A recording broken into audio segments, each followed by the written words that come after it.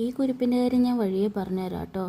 Hi guys, നമ്മളിപ്പോൾ പോകുന്ന വയനാട്ടിൽ ഒരു വണ്ടി ട്രിപ്പിനാണ്. നല്ലൊരു തട്ടുകടയിൽ തപ്പി പോയാൽ ഞങ്ങളെയും കൊണ്ടുപോയത് വഴിയൊരു തട്ടുകടയിലേക്കായിരുന്നു.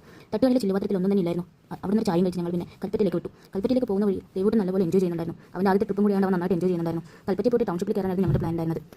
അങ്ങനെ ഞങ്ങൾ ടൗൺഷിപ്പിലെത്തി. അവിടെ അത്യാവശ്യം നല്ല തിരക്കൊക്കെ ഉണ്ടായിരുന്നു. ഒരു വീട്ടിൽ ഉദ്ഘാടനം ഉണ്ടായിരുന്നു. അങ്ങനെ വെയിലായതുകൊണ്ട് ഞങ്ങൾ വീട്ടിൽ കയറിയിരുന്നു. അവസാനം ഞങ്ങൾ റെസ്റ്റോറൻറ്റിൽ കയറി കുഴിമന്തിയും കഴിച്ച് അങ്ങനെ പൂക്കോട് ലേക്കിലേക്ക് കാർ ഒരുപാട് ദൂരെ വെച്ചിട്ട് ഞങ്ങൾ ബാക്കി അങ്ങോട്ടേക്ക് നടന്നാണ് പോയത്. പോകുന്ന വഴിക്ക് ഇടിയൊക്കെ കിട്ടുന്നുണ്ടായിരുന്നു. അങ്ങനെ അവിടെ എത്തിയപ്പോൾ നല്ല തിരക്കൊക്കെ ഉണ്ടായിരുന്നു. കുറേ നേരം ക്യൂ നിന്നിട്ടാണ് ഞങ്ങൾക്ക് ടിക്കറ്റ് കിട്ടിയത് തന്നെ. ഞങ്ങൾ പുറത്തുള്ള കാഴ്ചകൾ കാണുന്ന സമയത്ത് ഏട്ടൻ ഒരു ടിക്കറ്റ് എടുക്കുന്നുണ്ടായിരുന്നു.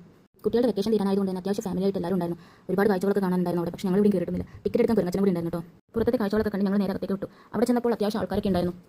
ഞങ്ങൾ കാഴ്ചകളൊക്കെ കണ്ടിരിക്കുന്ന സമയം ഞങ്ങൾ പോയിട്ട് ഐസ്ക്രീം ആയിട്ട് വന്നിട്ടുണ്ടായിരുന്നു. കുഞ്ഞുട്ടി കൂട്ടാതെ പോയതിന് ദേഷ്യം അവൾക്ക് അല്ലാണ്ട് ഉണ്ടായിരുന്നു. ആ കൂട്ടത്തിൽ ഒരു വന്ന് അവിടെ ഐസ്ക്രീം കൊണ്ടുപോയി. നിങ്ങൾക്ക് ഭക്ഷണം കൊടുക്കുന്ന ശിശാർഹമാണെന്ന് അവിടെ എഴുതിയിട്ടുണ്ടായിരുന്നു. പക്ഷേ നമ്മുടെ കയ്യിൽ നിന്ന് വാങ്ങിയിട്ട് പോയാൽ നമ്മൾ എന്ത് ചെയ്യും ഗൈസ്? നമ്മൾ വെറുതെ ടിക്കറ്റ് എടുത്തിട്ട് അവിടെ പോയിരിക്കുകയാണ് ചെയ്തത്. അപ്പോഴേക്കും നല്ല മഴ വന്നിരുന്നു. മഴയായതുകൊണ്ട് തന്നെ അവിടെ നിന്ന് ആരും നമ്മൾ അതിനകത്തോട്ട് കയറാൻ വിട്ടിട്ടുണ്ടായിരുന്നില്ല. അപ്പോഴേക്കും കാറ് വന്ന് ഞങ്ങൾ കയറിയിട്ട് നേരെ ഇരുട്ടിയിലേക്ക് വിട്ടു. എൻ്റെ ചാനൽ ആദ്യമായിട്ട് കാണുന്നവരാണെങ്കിൽ പ്ലീസ് സബ്സ്ക്രൈബ് ചെയ്യാൻ മറക്കല്ലേ.